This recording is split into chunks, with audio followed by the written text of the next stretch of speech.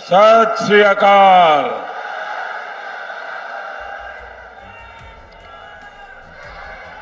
मैं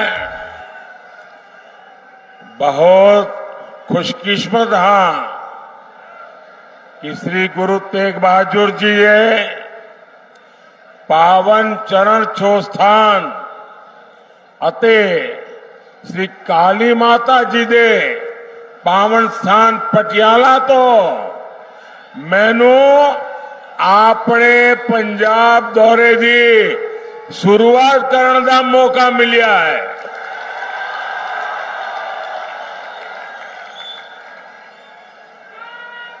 साथियों, भारतीय जनता पार्टी के कार्यकर्ता के रूप में मैंने पंजाब में बहुत समय बिताया है। यहां के खेतों में, खलिहानों में, सड़कों में खूब घूमा हूं। वो दिन मुझे बराबर याद रहते हैं कि साथियों के साथ बारादरी गार्डन में सुबह सुबह टहलना और जोड़ियां भाटिया चौक में साथियों से गप मारना, सारी पुरानी यादें। और मैं देख रहा हूं आज मुझे काफी पुराने साथियों के दर्शन करने का भी अवसर मिला है। जब भी मैं पंजाब आता हूं, पंजाब से ये स्नेह और बढ़ जाता है। साथियों, देश में 5 चरणों का चुनाव हो चुका है और जनता जनार्दन ने मोहर लगा दी है कि फिर एक बार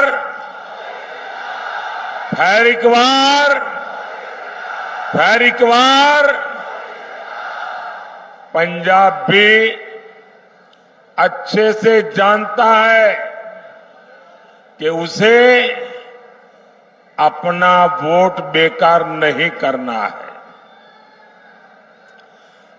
और आप तो जानते हैं, वोट उसे दीजिए जो सरकार बनाए,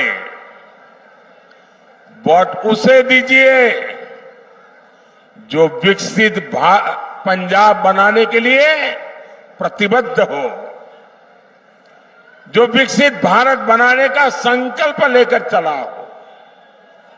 और इसके लिए जरूरी है फिर एक बार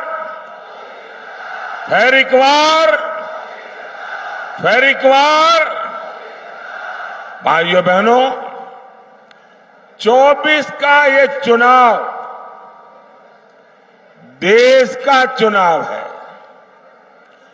देश को मजबूत बनाने का चुनाव है और देश के सामने एक तरफ भाजपा और एनडीए है, दूसरी तरफ भ्रष्टाचारियों का इंडी गठबंधन है। इंडी गठबंधन जिसके पास न नेता है न नियत है। एक तरफ मोदी है जो लड़ाकू विमान से लेकर एयरक्राफ्ट कैरियर तक भारत में बना रहा है। दूसरी तरफ इंडी गठबंधन है जो लिखित रूप में कहता है कि हमारे परमाणु हथियारों तक को समाप्त कर देना चाहिए। आज बुद्ध पूर्णिमा है। आज ही के दिन, बुद्ध पूर्णिमा के दिन, भारत ने अणु विस्फोट करके अपनी ताकत का परिचय करवाया था। साथियों, एक तरफ आतंकवादियों को घर में घुसकर मारने का साहस, दूसरी तरफ इंडी वाले हैं जो आतंकवादियों के एनकाउंटर पर आंसू बहाते हैं। एक तरफ मोदी सरकार है जिसने 10 साल में 25 करोड़ लोगों को गरीबी से बाहर निकाला है। वहीं दूसरी तरफ इंडी गठबंधन है जो कहता है कि आपकी कमाई, आपके खेत खलिहान का आधा हिस्सा छीन लेगा। इंडी गठबंधन समाज को, देश को बांटना चाहता है, लेकिन मोदी भारत को विकसित भारत बनाना चाहता है। और इसलिए मैं आज पंजाब की धरती पर पंजाब के मेरे भाई बहनों से मैं आज आशीर्वाद मांगने आया हूं। गुरुओं की भूमि पर सर झुका करके आशीर्वाद मांगने के लिए आया हूं। भाई और बहनों, राष्ट्र रक्षा हो, आस्था और संस्कृति की रक्षा हो या फिर देश का विकास, पंजाब ने, सिख समाज ने हमेशा आगे बढ़कर काम किया है। यहां के लोगों ने खेती से लेकर उद्यमिता तक देश के विकास को नेतृत्व दिया है। लेकिन साथियों, कट्टर भ्रष्टाचारियों ने पंजाब का क्या हाल बना दिया है। यहां से उद्योग कारोबार पलायन कर रहा है और ड्रग्स का, नशे का कारोबार फल फूल रहा है। यहां राज्य सरकार का हुक्म नहीं चलता। यहां रेत खनन mafia, drug mafia, shooter gang की मनमानी चलती है। पूरी सरकार कर्ज पर चल रही है। सारे मंत्री संतरी मौज कर रहे हैं और जो कागजी सीएम है उन्हें दिल्ली दरबार में हाजिरी लगाने से ही फुर्सत नहीं है। क्या ऐसे लोग पंजाब का विकास कर सकते हैं?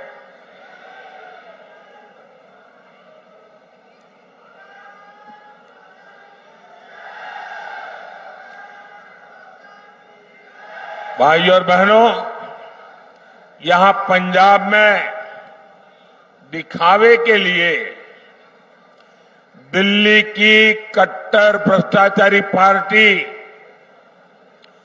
और सिख दंगे के दोषी पार्टी आमने सामने लड़ने का नाटक कर रहे हैं। लेकिन सच्चाई यही है कि पंजाब और झाड़ू पार्टियां दो है, लेकिन दुकान एक ही है। यहां के लोग कुछ भी बयान दें, लेकिन दिल्ली में एक दूसरे को कंधे पर उठाकर नाच रहे हैं। और इसलिए मैं पंजाब के लोगों को प्रार्थना करता हूं कि इनसे सावधान रहना है।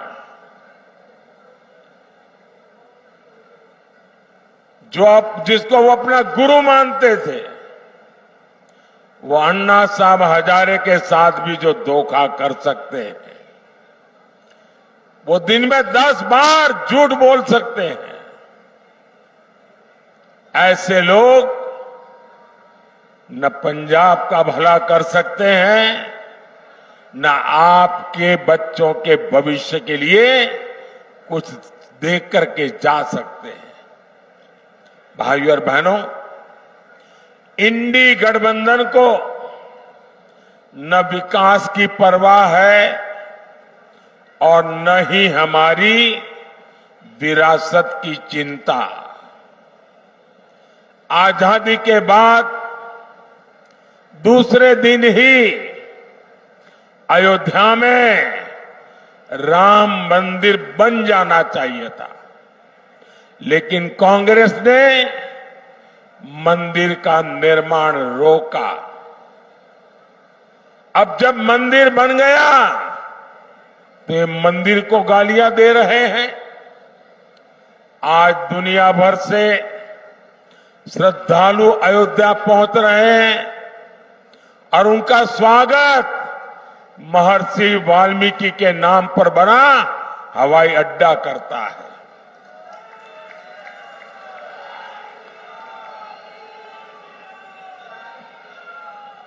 लेकिन इन्हें हर उस बात से नफरत है जिससे हमारी आस्था का सम्मान होता हो।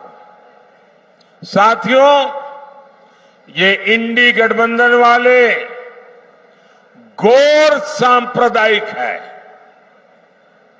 ये गौर जातिवादी है, ये गौर परिवारवादी है।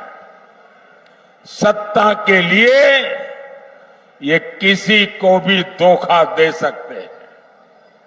साथियों, यही कांग्रेस है जिसने सत्ता के लिए देश का बंटवारा किया, और बंटवारा भी ऐसा किया कि 70 साल तक हमें करतारपुर साहिब को दूरबीन से दर्शन करने पड़ते थे, और हर कोई इंसान अपमान महसूस करता है। मैं कांग्रेस वालों को कहता हूं कि जब बांग्लादेश की लड़ाई हुई, 90,000 से ज्यादा पाकिस्तान के सैनिक सरेंडर कर चुके थे। 90,000 से ज्यादा पाकिस्तानी सैनिक हमारे कब्जे में थे। हुकुम का पत्ता हमारे हाथ में था। और साथियों, मैं विश्वास से कहता हूं, अगर उस समय मोदी होता,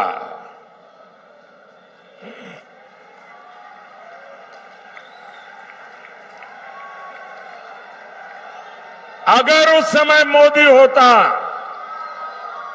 तो मैं इनसे करतारपुर साहब लेकर के रहता, तब जाकर के उनको जवानों को छोड़ता।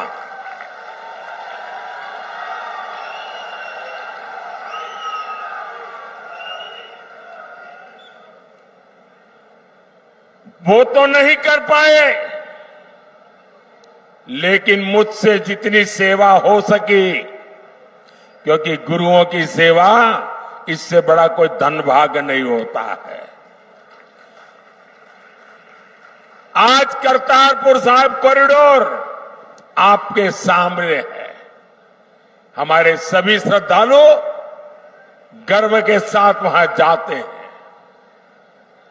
साथियों, हमारी सरकार ने लंगर को टैक्स से मुक्त किया।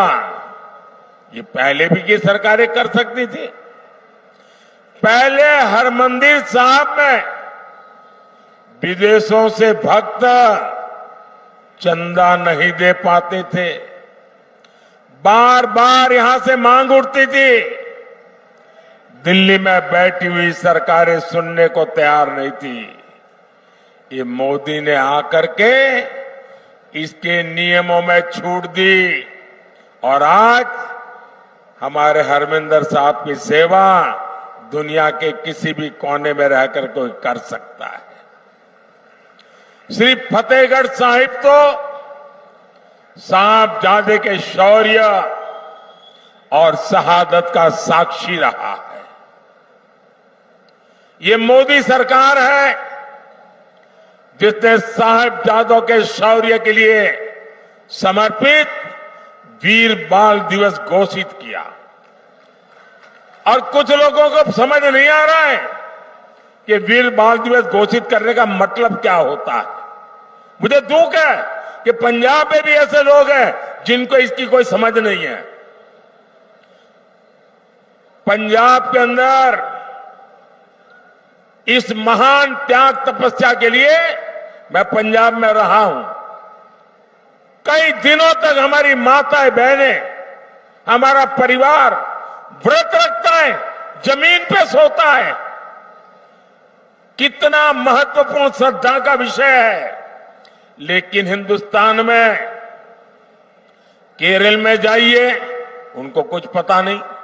तमिलनाडु में जाइए, कुछ पता नहीं।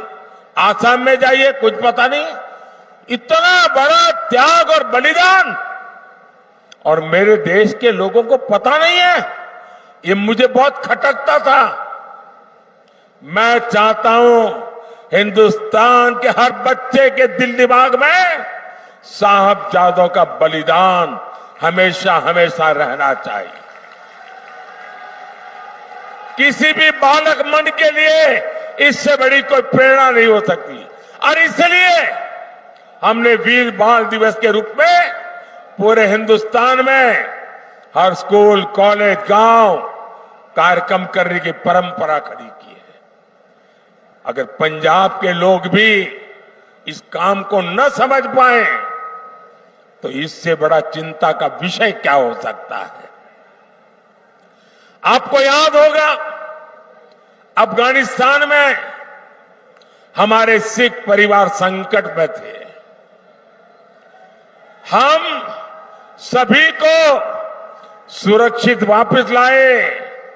हम गुरु ग्रंथ साहब के स्वरूपों को भी अदब के साथ मेरा मंत्री जाके सर पे सम्मान के साथ लेकर के आया।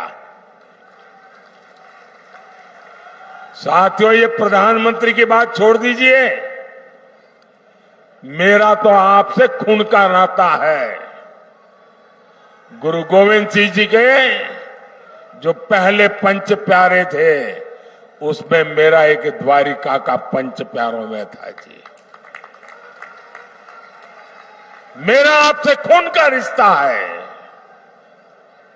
इतना ही नहीं, आज अगर जामनगर में जाएंगे तो वहां जो सबसे बड़ा अस्पताल है वो गुरु गोविंद सिंह जी के नाम पर है, जिस जामनगर जिले में द्वारिका पड़ता है। लेकिन आप तक ये सत्य पहुंचाया नहीं जाता है। आपको जान करके खुशी होगी और कभी फुर्सत मिले तो लखपत जाके आना। गुरु नानक साहब वहां विश्राम किया था। वो गुरुद्वारा भूकंप के अंदर क्षतिग्रस्त हो गया, करीब करीब ध्वस्त हो गया। मैं मुख्यमंत्री था। मैंने कहा मुझे वैसा ही गुरुद्वारा बनाना है जो गुरु नानक देव जी के समय के साथ। अब मेरे पास उसके लिए बनाने वाले लोग नहीं थे। मैंने देश भर में खोजा, उसके लिए मैं मिट्टी लाया, उन आर्टिजन को लाया जो बना सकते थे।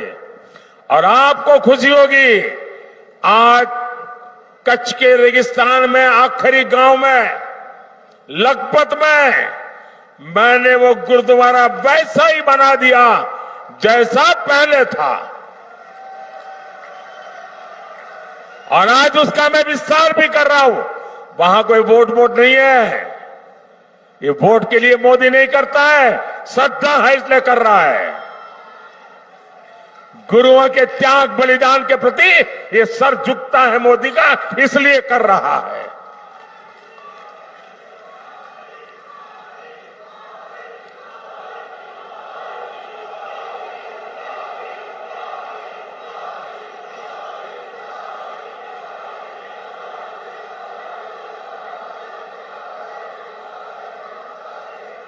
सबका साथ, सबका विकास की यही भावना बीजेपी एनडीए की पहचान है।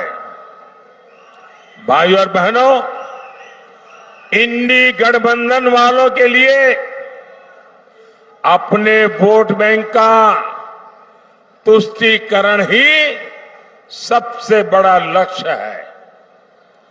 बंटवारे से पीड़ित दलित भाई बहनों को, सिख भाई बहनों को मोदी भारत की नागरिकता दे रहा है। आप सोचिए, आजादी के इतने साल हुए, मेरे सैकड़ों सिख परिवार हैं जिनको नागरिकता नहीं दी गई, और आप थोकबंद वोट देते रहे।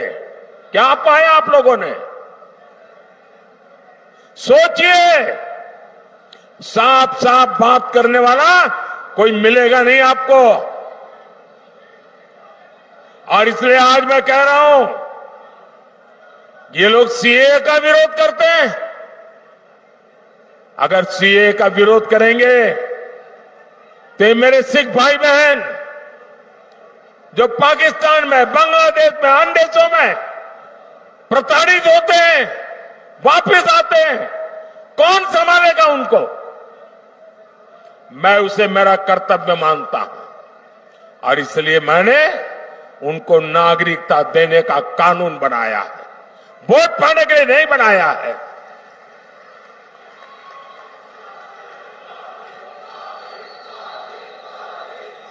और ये इंडिया अलायंस वाले देख लीजिए, सीए के नाम पर दंगे कराए और ये आज भी कह रहे हैं कि वो वापस आएंगे तो सीए को खत्म कर देंगे। आप मुझे बताइए, क्या बंटवारे के पीड़ित सिखों को भारत की नागरिकता देना गलत है क्या? देनी चाहिए कि नहीं देनी चाहिए? मोदी सही कर रहा है कि नहीं कर रहा है? साथियों, गुरुओं ने हमें सामाजिक न्याय की सीख दी है। इसलिए भाजपा दलितों, पिछड़ों के सच्चे सामाजिक सशक्तिकरण पर बल दे रहा है। मोदी ने देश और दुनिया में बाबा साहब आंबेडकर को समर्पित पंच तीर्थ बनाए हैं। संत रविदास के अनुयायियों का तो बार बार मुझे बनारस में स्वागत करने का अवसर मिलता है। और अभी मध्य प्रदेश में जहां हमारी सरकार है, संत रविदास जी का भव्य मंदिर बना रहे हैं हम। काशी में संत रविदास जी की जन्मस्थली का विकास किया जा रहा है। गरीब का बेटा हर गरीब की चिंता करता है। हर जरूरतमंद को मुफ्त अनाज मिलता रहेगा। इसके लिए मैंने मुफ्त राशन की योजना चलाई है। मोदी 5 लाख रुपए तक के मुफ्त इलाज की सुविधा दे रहा है। मोदी ने जल जीवन मिशन शुरू किया है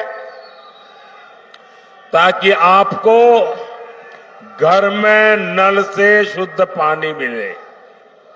इससे प्रदूषित पानी से होने वाली अनेक घातक बीमारियों से हम बच पाएंगे। साथियों, पंजाब को 5 नदियों का आशीर्वाद मिला है। यहां के किसान मिट्टी से सोना पैदा करते हैं, लेकिन ये इंडिया वाले किसानों से भी झूठ बोलते हैं। इन्होंने किसानों से एक वायदा किया, पूरा नहीं किया है। ये भाजपा है जो किसान कल्याण को प्राथमिकता देती है। बीते 10 साल में पंजाब से गेहूं और धान की रिकॉर्ड खरीदी हुई है। 10 साल में हमने एमएसपी में 2.5 गुना वृद्धि की है।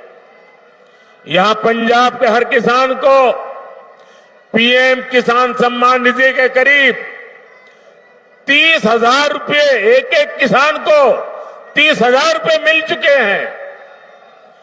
केमिकल खेती से धरती मां को बचाने के लिए हमारी सरकार नेचुरल फार्मिंग पर जोर दे रही है। साथियों, भारत तभी विकसित होगा जब पटियाला जैसा हमारा सेंटर विकसित होंगे। आने वाले 5 साल में भारत एक बड़े मैन्युफैक्चरिंग हब बनने की तरफ आगे बढ़ रहा है। इसका सीधा लाभ पंजाब को और पटियाला जैसे शहरों को होने वाला है। हमने एजुकेशन सेक्टर को विदेशी संस्थानों के लिए खोल दिया। इससे विदेशी यूनिवर्सिटीज भी देश में कैंपस खोल रही है। इसका लाभ भी पटियाला जैसे एजुकेशन हब को होगा। ये तो स्पोर्ट्स का एक बड़ा सेंटर है। मोदी का संकल्प भारत को खेल महाशक्ति बनाने का है और 2029 जब यूथ ओलंपिक होगा, 2036 जब ओलंपिक होगा, भारत तैयारी कर रहा है ये ओलंपिक हिंदुस्तान की धरती पर हो। और इसलिए खिलाड़ियों और स्पोर्ट्स इंफ्रास्ट्रक्चर पर इतना खर्च किया जा रहा है। भारत में ओलंपिक्स हो, इसके लिए हम पूरी तैयारी कर रहे हैं। इससे देश में स्पोर्ट्स इकोनॉमी का निर्माण होगा, नई नौकरियां, नए रोजगार बनेंगे। भाइयों और बहनों, 1 जून को आपको विकसित पंजाब के लिए, विकसित भारत के लिए वोट करना है। पटियाला से परिणीत कौर जी, फतेहगढ़ साहिब से गेजाराज वाल्मीकि जी, संगरूर से अरविंद खन्ना जी, भटिंडा से परमपाल कौर सिद्धू जी, फरीदकोट से हंसराज हंस जी को ज्यादा से ज्यादा वोट से विजयी बनाए। और आप जब इनको वोट देते ना, वो वोट सीधा सीधा मोदी के खाते में जाता है। और इसलिए मैं आज पंजाब की धरती से, मेरी ये पहली चुनाव सभा से सभी पंजाब के नागरिकों का आग्रह करता हूं कि हमें पंजाब को बदलना है। हमें पंजाब को नई ऊंचाइयों पर ले जाना है। हमें पंजाब को वो पुराना गौरव वापस लौटाना है। और ये काम सिर्फ और सिर्फ भाजपा कर सकती है। मैं आपका साथ चाहता हूं, मैं आपका आशीर्वाद चाहता हूं और मैं आपको वादा करता हूं, ये मोदी की गारंटी है। आपका सपना ये मोदी का संकल्प है। मेरा पल पल आपके लिए, मेरा पल पल देश के लिए 24/7 फॉर 2047 ये मोदी की गारंटी है।